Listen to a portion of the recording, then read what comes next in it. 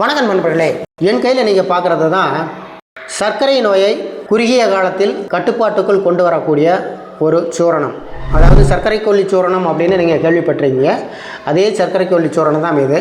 இதில் என்னென்ன கலந்துருக்கு அப்படின்னு பார்த்தீங்கன்னா, கட்டுக்கொடி, லவங்கப்பட்டை, சீந்தில் சர்க்கரை, வெந்தயம், இது மாதிரியான மூலிகைகள் இந்த சர்க்கரை கொல்லி சூரணத்தில் கலந்துருக்கிறோம். இது காலையில் நைட்டு 2 நேரமும் நீங்கள் ஒரு அரை டீஸ்பூன் அளவுக்கு பாலில் அல்லது வெந்நீரில் கலந்து குடிச்சிட்டு வரலாம். இதுக்கு உணவு முறை பத்தியங்கள் இருக்குது. உணவு முறை பத்தியம் அப்படின்னு பார்த்தீங்க அப்படின்னா, மாவு ஐட்டங்கள், அதாவது இட்லி, தோசை கண்டிப்பாக சாப்பிடக்கூடாது. இரவு உணவு 7 மணிக்குள்ளே அதை எடுத்துக்கணும்.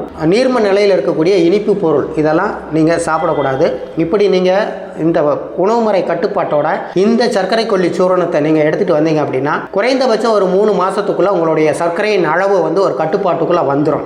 அப்படிப்பட்ட ஒரு இந்த சிறப்பான மூலிகை உங்களுக்கு தேவை அப்படின்னா கீழே இருக்கிற நம்பருக்கு கால் பண்ணுங்கள். எங்கள் கிளினிக்கில் இருக்கக்கூடிய படித்த பட்டதாரி மருத்துவர்கள் உங்களுக்கு தேவையான ஆலோசனை, இதை எப்படி பயன்படுத்தலாம், இதற்கு உணவு முறை பத்தியங்கள் என்ன அப்படிங்கிறத சொல்லுவாங்க. நன்றி, வணக்கம்.